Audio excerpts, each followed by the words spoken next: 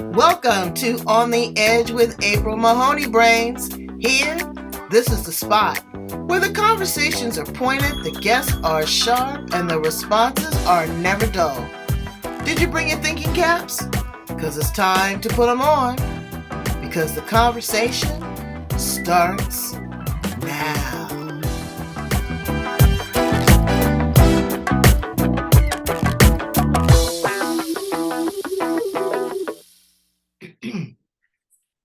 Welcome to On the Edge with April Mahoney Brains. You back at your favorite spot, the place where the conversation is pointed and the guests are sharp and the responses are never dull. Today we have nurse Allison Bethune. She's in Texas right now, and she's about to move back to Arizona. I told her I didn't know which one was better. She said she won't go back to Arizona. But can you believe it? She has over 30 years of nursing experience, Brains. She's an instructor, an educator. She's teaching up and coming nurses. I tell you all the time that nurses and teachers are my favorite people on the planet. They could have chose to do any other profession than to watch your bad behind kids and take care of your sick self when you ain't feeling good. And it's a lot of work.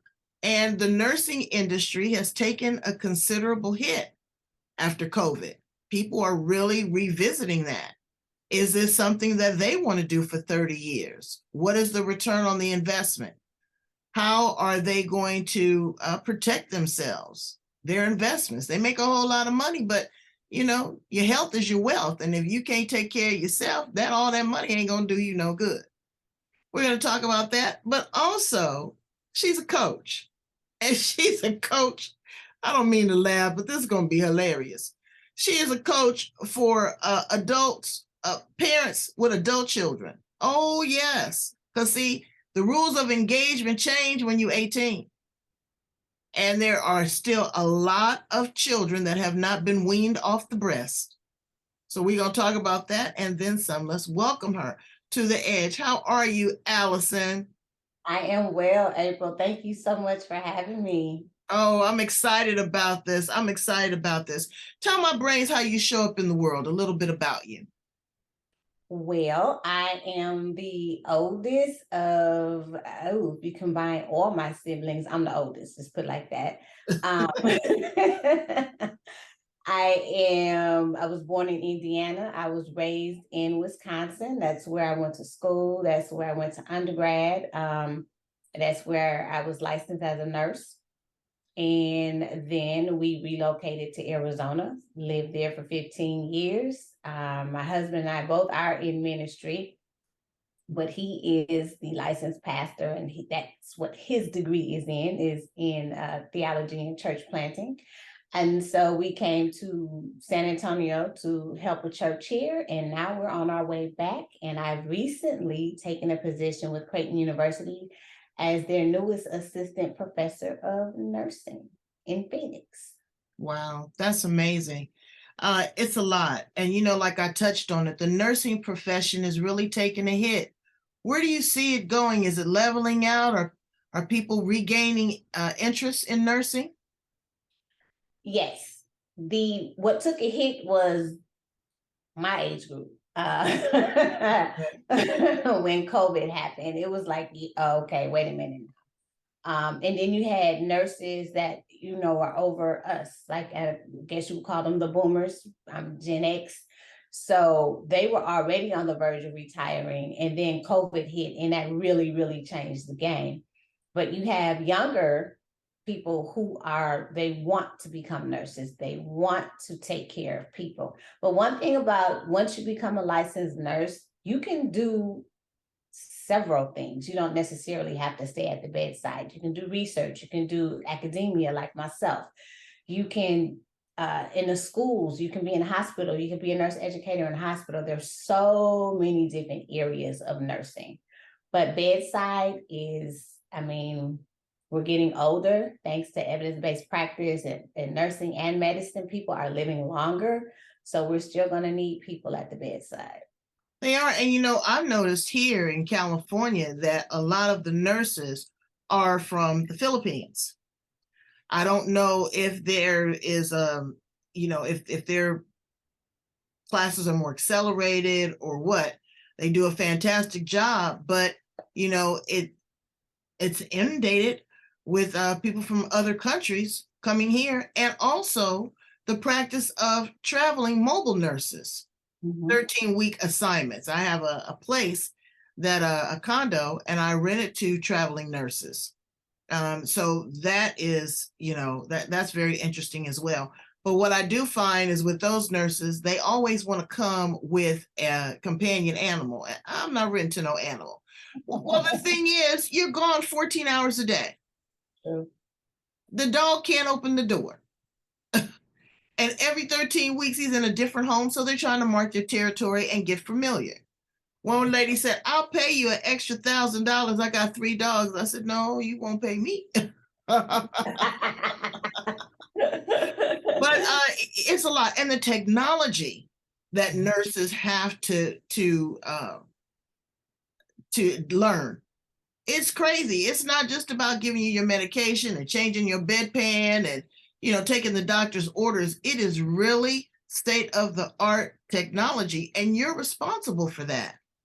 Yes, it's even changed. I left the bedside in 2009, and I never thought that I would leave the bedside. My background is an emergency nurse. I loved it. My health took a turn, and my husband said, well, you need to make a choice. Either one job, pick it, and that's it. So I chose to go into teaching, which was always going to be my exit plan. But the technology in 2009 is nothing compared to the technology that they have now. Charting, just the different systems that they have, the processes that they have, and even for the doctors, physicians, PAs, NPs, that if without technology, none of this can happen at the rate and speed and the volume of patients that they see. It would not be possible.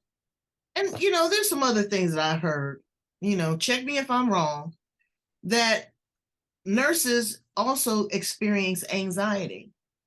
Absolutely. There is bullying in the nursing, and there's a lot of liability that's pushed off on the nurses. We had a big case here where one of the nurses was prosecuted for, the untimely demise of one of her patients. Well, I've watched some nurses too texting the doctor, and then she's there waiting for a response. But ultimately, the responsibility falls on her. I really think the nurses are smarter than doctors. They are there. They're dealing with the families. They're dealing with the patients. They have their own life. A 12 to 14-hour shift is no joke. I was in the emergency room with my mother at Kaiser, and I watched that team, and they were magic. They would ask one another, oh, let me check on this patient. How you doing? Can I get you some coffee? Did the doctor get you this? Let me run down and do your lab. I mean, it was synchronicity. So to hear that there is dissension breaks my heart, but we're all human beings. Right. We're all going to go through it. So tell me a little bit about resilience. What would you say to a nurse or one of your students that's really going through a hard time? How would you keep her in the game, or him? I get the pleasure of teaching the newbies. So they're like their first introduction to patient care or, nursing. So they're my babies. And one thing that I've learned over the years, I didn't have a term for it until recently, is space and grace. And I tell them to give themselves that space and grace. You're learning something new. You're not going to get it right away. But by the time you leave this program, you should have it. You should understand it. Ask lots of questions. Some days you're going to be a rock star, and some days you're going to question yourself, why am I doing this? And I tell them nursing isn't a profession, it's a calling, it's a privilege. It is. It is. You get the privilege of taking care of people from all walks of life, from any and everywhere. And you're literally a guest star in their reality series. Like, the reality is their life.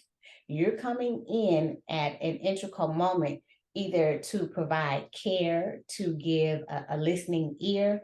Maybe it's to hold a hand after you've given them some very hard news. Maybe it's holding a hand or wiping a tear of a mom that just lost her child, or a wife that lost a spouse, a husband that lost a spouse. It's not something that, you should take lightly. And I tell them, if you're in it for the money, I give you 2 years, because you will realize that there's not enough money in the world for you to do and endure what you're going to see, hear, and feel. I hear it. And then also with your ministry background, you have an extra layer of grace, and we can't always share our theology or our religious doctrine with our patient, but the source, and you can pray and lay it at the altar on their behalf. You see a lot of transition. You understand the difference between life and death. And for those that believe it's not over, it's not how you die, but it's how you live. Mm-hmm. Nurse told me that her patient bit her, and then the family cussed her out. And I said, "You still there?" She said, "I'm still there." She said, "And when I saw him get dressed and walk out of that hospital," she said, "number one, I was relieved." She said, "but number two, I knew that God was in the blessing business." Right. And a lot of it is not their fault. Like, it could be whatever condition they have. We're trying to figure it out. Some people are just people, they gonna people, but you still have to, understand them, and then they need to understand you. Like, we're not doing this. I've told patients, I'm not doing this with you. Like, you came here for me to take care of you. I didn't call you on the phone. I didn't say, "Hey, I didn't do that. So I'm here to take care of you. Either you're going to let me take care of you, or I'm going to find somebody else. Or if you feel this isn't the place for you, then we can make arrangements for you to go somewhere else." But once you set that level playing field, for the most part, they were like, okay. But there's so many blessings, so many good things that happen as well. People do recover. Yes. People are kind. My mother said there's two things you don't do. She said, you don't mess with the people that give you your medication and your food. Nerd woman. But there is, and you get to see babies that are born, and you get to see people that, were at death's door and God showed them grace. They were there. Again, you were able to see different, your students go from one specialty to another. And nursing, like you said, you talked about other fields, but even in the nursing category, there's so much. You could be an emergency room, you could be a surgical nurse, you could be a neonatal, you can have all kinds of specialties. So it's wide open. And it's up to them. My thing to them is just be safe. Remember, you have a license, and these are real people. Like, they have simulations. So we, with a mannequin, and we can make the mannequin do different things. And I tell them, in Sim Lab, we can power that mannequin back up again. We can make it a teachable moment. There are no do-overs in real life. So if you don't know, you ask. If you've never done something before, you say so. Make sure you know what your policies and procedures are. Follow those policies and procedures. The institution made those for a reason. When you step outside of those, that's when you find yourself in trouble. Let's talk about the other nursing. The nursing of your grown behind kids. Woo! I tell you now, why did you take that on? Is that a part of your ministry? No. It's I need a minister too. It started as a blog because my husband and I have 3 children, and they're all adults. The oldest is 34, the youngest is 26. And then we have 4 beautiful grandbabies. Oh. But I was like, I can't be the only person. Like, who are these people? Like, where did they come from? Like, these are not, the babies. Our family is blended. So my daughter, I was blessed with her when she was 2. I'm like, it's not the cute little kid. Where did them kids go? And so I started blogging, and people put up on the blog, and then it kind of fell off because life got busy. And I went to my 30th class reunion, somewhere in there. And we connected with a friend, my girlfriend. A lot of us went to school from grade school through high school. She's an editor, and I was talking to her, and she's like, well, turn the blog into a book. I was like, I ain't got time for that. She was like, no, people need to read your book. So I wrote a book called The Other Side of Adorable. It's back Let me there. see. Not back there. Bring it up here. Let me see it. Bring it close. So this is my book, The Other Side of Adorable. Those are my babies when they were cute and cuddly. And Oh, then this was them in 2018, 2019, somewhere in there. So in this book, I put my story, my journey, to my mistakes, my joys, my pains, when I was at my lowest, because from in utero until teenagers, you can always go find some kind of guide that's going to help you and show you what to do, what to expect when you're expecting, and the Dr. Spock, and all those people wrote books. mhm. People automatically assume at 18, oh, they're adults. They don't know. That's when they need the most guidance, and that is the most challenging, because they've been conditioned. We've been conditioned to think that, oh, you grown, you 18. I was not grown at 18. I thought I was. I had no clue what being grown was. And then a year later, I became somebody's mama. Like, no, no, Yeah, no, my no. my favorite motto is "You're not grown till you got your own." How about that? And even then, they still not grown, because They do. But what happens now, and I've seen it with my generation, the boomers and the X's, is that we try to make it so easy for them, so convenient for them, that what we did was we handicapped them.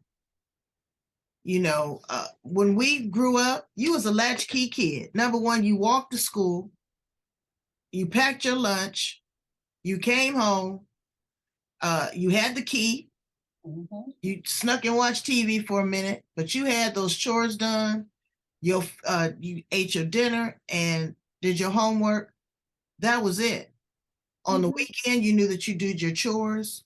You had to earn your money. Now it's like, did you pay my cell phone bill? Really? Uh, Cooking. They don't know nothing about cooking. You have to ask them 4 times to take the trash out. And then my daughter, bless her heart, she didn't move out until she was 28 years old. And, it was cool. I didn't have no problem with her. But she had to understand that at the age of 18, the rules of engagement change. Now you're a pre-woman. You need to be an independent contributor here. Okay. Now you got to pay a little something. If you working, I'm teaching you responsibility. It's not like I'm charging you. Right. Here in California, $1,700 a month for a 1 bedroom. How can I charge you? But you can pick up the cable bill. You have to learn how to pay bills on time. You can contribute to the grocery. You pay your own cell phone bill. You pay your own car insurance. You keep your area clean. Mhm. I don't have to ask you to wash dishes. Girl, let me tell you, I almost came up out the ground. I went in there was about 6 dishes in the sink. I said, baby, will you do the dishes? I came back in there. Now there's 4 dishes in the sink. Had the nerve to tell me she washed the one she used. I knew that's where you were going. It took all I had. Girl, I had to call Jesus, Mary, and Joseph. I was upset. And my And husband goes, oh, well, and that should be an automatic. If you see dishes in the sink, wash them. Just little things like that. My girlfriend said, her son with the PlayStation won't take the garbage out. 19 years old, don't have a job, not going to school. So give us some suggestions. How do we rewrite this? How do we rewrite this wrong? Because we're wronging them.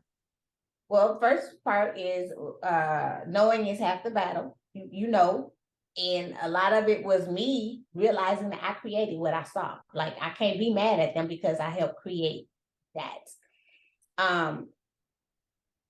But when they were younger, I did set those standards. Like, no, this is your chore. This is why you have to do it. This is what you're going to do. My boys knew how to cook and they knew how to clean. They act like they didn't, but they knew how to cook, they knew how to clean, they knew how to wash their own clothes, because I'm raising you to be an adult. You're going to be a male. It's not guaranteed you're going to have somebody that's going to do that for you. And I'm not raising you for somebody to do that for you. You need to know how to do it on your own. Where I fell off at was the way I spoke to them. And it kind of took me to a long time. We would always butt heads because I kept talking to them like they were 3 and 4. You know, they 21, 22, 23, 24, 25, 26, however, you know, they were no longer in my home. Like, either you, the oldest, you got put out. You can't do what I tell you to do, then obviously you got a better plan. They don't include my house. Thank you. Goodbye. The middle, he decided when he turned 21, he wanted to move to New York. Really? Okay. That's my baby, you know? So I was kind of broke up, but after 2 weeks, I was like, yes. And then our daughter, she's still in Wisconsin with her mom, and now she has her own family. So we didn't get that part of it with her. But with my boys, it was like, you gonna do what I say. They ain't gotta do nothing I tell them to do, because they no longer on my watch.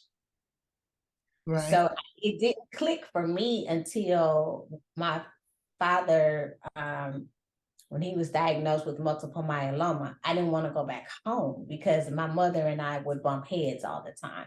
And she said something to me, and I was like, "Who you talking to? Like, who you talking to?"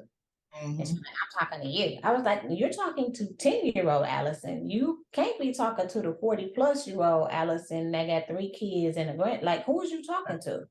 Right. In that moment, God said, "Do you get it?" And I was like, yo, that's what my boys that's what they've been trying to tell me. It's like, you can't, you know. And I text them and I say, "Yo, I'm sorry. I get it. I understand what you've been trying to tell me for all these years, and I apologize. It's gonna take me some time to switch how I speak to you." I said, "But if you rock with me, I'm gonna rock with you." And they was like, you know, that's what they've been waiting on. Right. And so once I did that, I had to do my work first. So you can't say it's all them. No, you gotta start you. And then you just change the way you speak. Okay. So you Yeah, want but to. you know what? Sometimes you got to put the gruff in it. You have to That's put the true. gruff in it. That is And true. it's the expectation. Right. Situation that I ran into. I gave my daughter a huge gift. And then she gonna kill me if she knew I told this, but she had to kill me. She maxed out my credit card. It was a joint credit card that we had. We had it for a long time, but she decides to go on a trip with her and her friends, you know, and max it out after I had given her this huge gift. I was like Sybil. My head was spinning. I was cussing. I was acting a fool. And she said, I've never seen you act like that. She said, "You went atomic on me."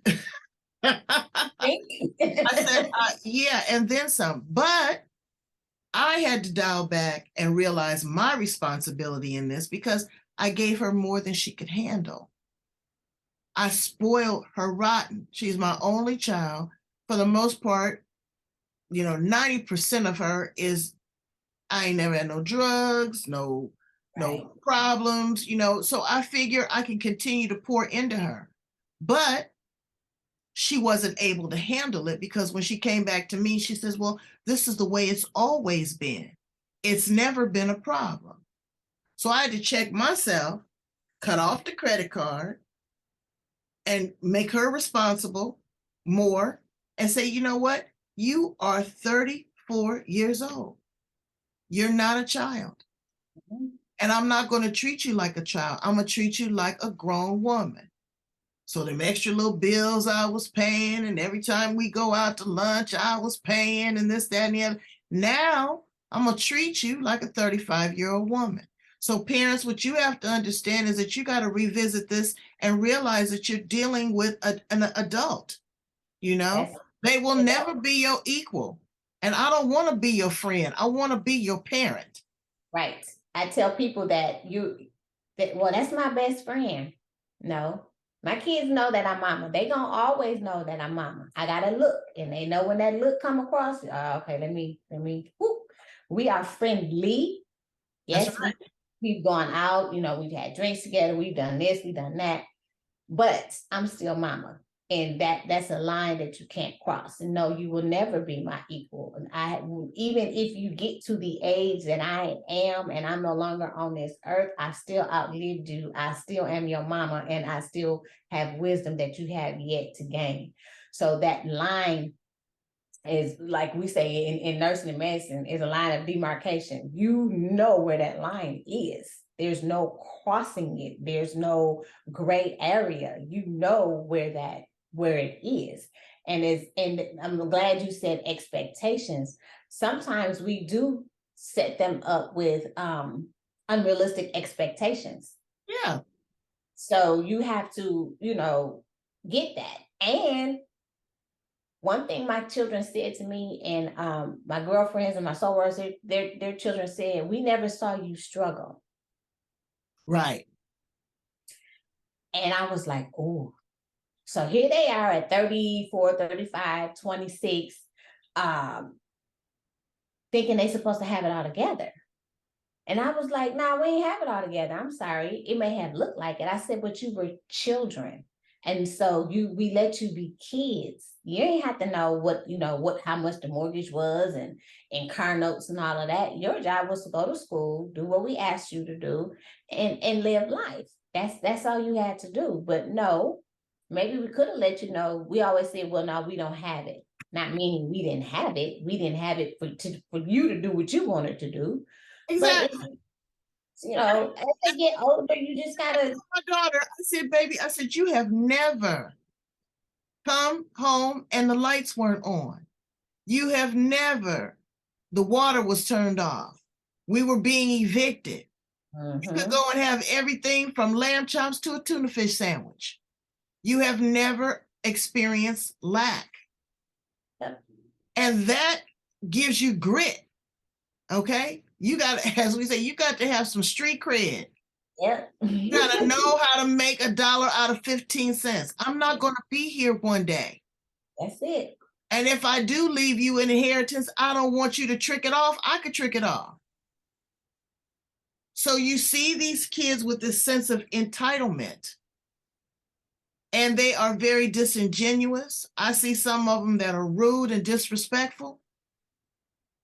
If you allow that type of behavior, you have to let them That's know. not new behavior though, April. They were disrespectful when they were younger, and it was never checked. Right. And now that they're adults, they're just, they taking it up another level. I see little kids like 2 and 3 saying stuff to their parents. I look at their parents like, you gonna let that slide? Because they're not gonna be 2 and 3 tomorrow. They're gonna be 12 and 13.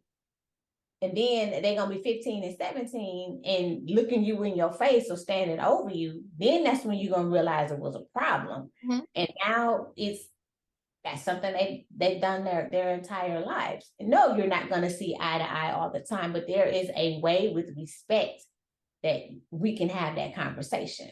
And you must demand it. It's not an option. Not an option. My daughter's friend came over here one day of a different culture and smelling like weed, goes in my backyard, cussing like a sailor, F this, F that, all. And I told my daughter, I said, what did you bring over here? Who was this? I said, I know that's not how you present yourself to her parents. Right. And, if you gonna smoke weed, at least have enough decency to present your best to me and get it off you before you come in my house. And cussing like I'm your best friend. I'm not your best friend. I am your friend's mother. And I told my daughter, I said, I don't particularly care for her. So there's no need to bring her back. That part. What is that? Oh, Mom, that's just, no. I will not accept that from you or your friends. That's it. And so again, it takes a village. It Yes. used to be where the neighbor could check your child. Not anymore. I'm not all into that, corporal punishment and all that, but they could definitely say something to you. Oh, and don't be at church. The church mother would pull you by your ear and have you sit right next to her. Okay. Your mama would be up in the choir stand. She didn't have to worry about you because you were taken care of. But now it's just this, and it's a disrespect among older. Girlfriend of mine is, me and her are having a lot of deep conversations because her children want her to conform to appease them. And she says, I'm not going to do that. I'm not going to change who I am. I'm not going to bow down to you. And I keep telling her, well, you know what? At this point, when they're 35 and 40, there can be some negotiation. Right. You can meet them because they have their own life now. They don't live with you. They have a different life experience. They have a different conversation.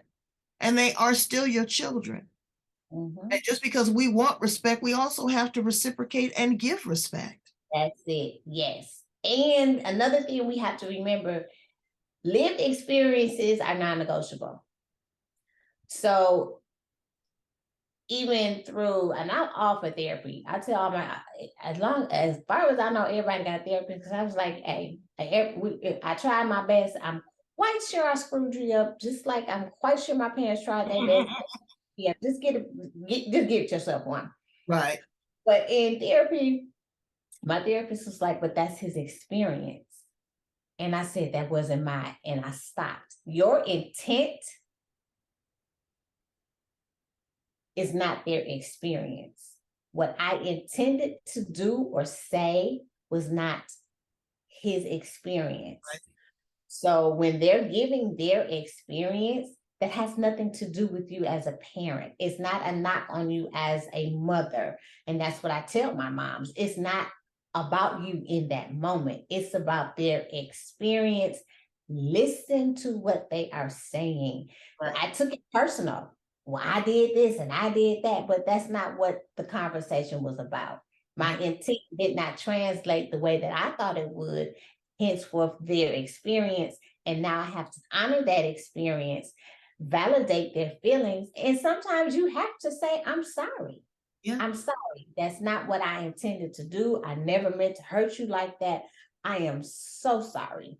Mm-hmm. Now, see, that was one thing my mother would not do. My mother would not say. She would understand what she did. She's a great mom, okay? But the words "I'm sorry," she said, they fell short with her. They were, just weak. You knew what you intended to do from the get-go. And because now you say, I'm sorry, I'm supposed to forgive and forget. She says, we don't have to revisit this. We don't have to, go through the trauma again. She said, and I won't do it. I acknowledge what I've done. But for me to, cow down to you and say, I'm sorry. I bet you my mother lived with us for 30 years. And I could count on one hand how many times she said the words, I'm sorry. But as I got older, I got to understand. Now, that's not me.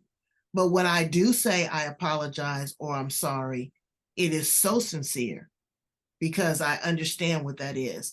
And, the trauma, the epigenetics, the generational trauma that has been passed down from grandma to your mama, to you, to your kids, to their kids. When are we going to break the cycle? So as again, like you said, therapy is huge because it allows you to pull back the layers of the onion and your eyes will water. Yeah. That's part of growing up. That's part of maturing. As long as, even though every day we live, we're getting closer to that funeral, every day that you're alive and you have breath, you have an opportunity to be better. That's right. It's whether you choose to be better or not. You can't expect better from your children and you're not even better to yourself. So it starts, everything starts with you. Yes, those are my kids. They drive me nuts, but I love them. I see I'm starting to see them for who they are as grown men and as a grown woman. And I see that, hey, we did all right. You know, they're human, they made mistakes, I made mistakes, you know. I'm trying my best to help them see the generational things, and hey, don't do that. Don't, like, my oldest has a teenager and a 5-year-old. I'm like, yo, remember when I said that to you? Or remember when you were little? Stay in that space, feel it. Now look at your daughter. Do you think Right. she's feeling the same way? And he was like, well, yeah, I didn't think about it that way. I said, again, my intent was good, but the way I said it, I'm matter of fact. Like, there's no, Me too. and I had to learn how to take those my words and not make them a shib or Well, you know, that's what happened with me and my daughter, because I'm telling you, I was a cold piece. oh man, that part. So I And, had to learn and how so to that's take what those she said to words. me. She said, you know what? Next time, can we just dial back, give ourselves some space to unpack it Mhm. and revisit it? I said, you know, when you do something to me, I kind of fire off at you. And then words hurt. They do hurt. Words are painful, and she will never forget. But I tell you, I'm not gonna never have that problem again. Believe and trust. Okay. Oh, and that brought about, I think it's chapter 4 in my book, where it's communication.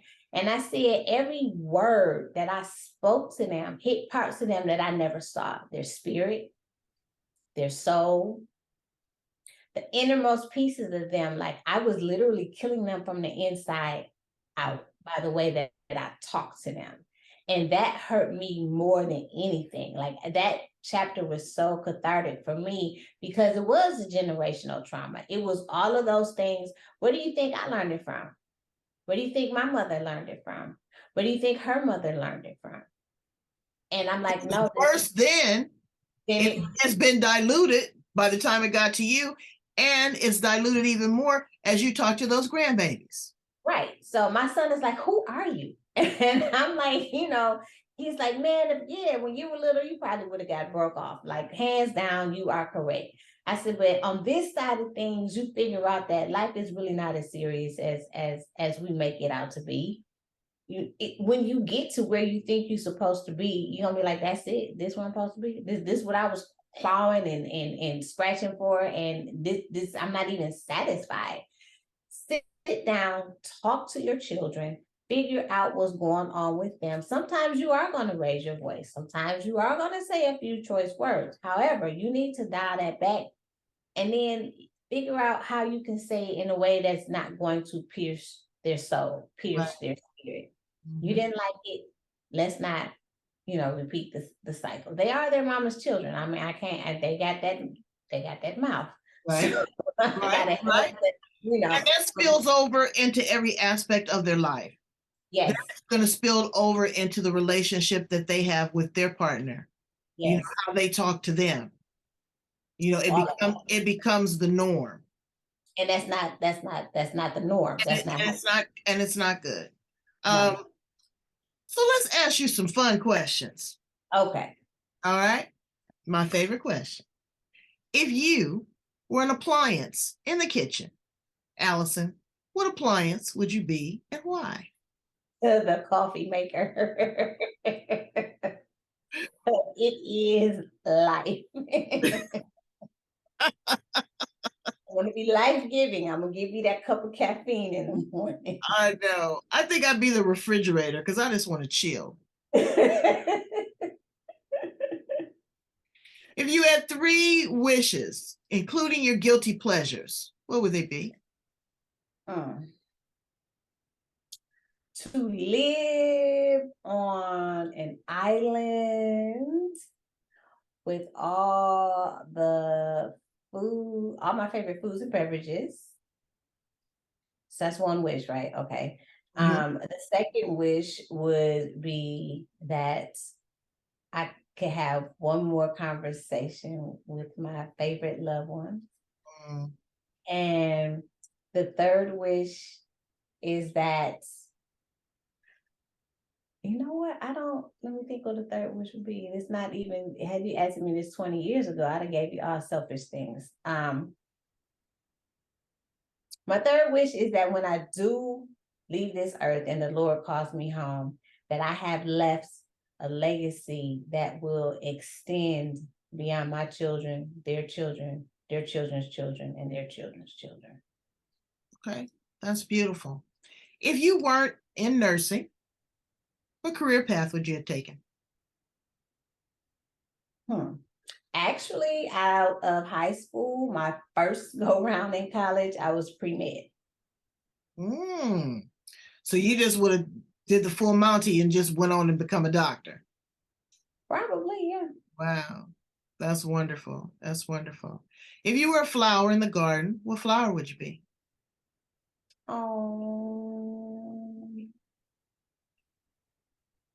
I think a rose. A rose? A rose. I'd be a tulip because they're wild. Yeah, look at my tulips. These are they are so beautiful, and I love them. What would you tell a 25-year-old Allison?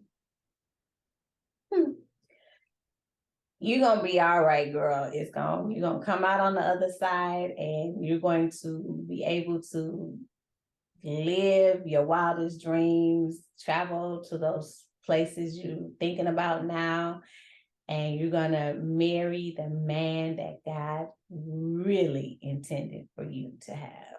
That's beautiful. That's beautiful.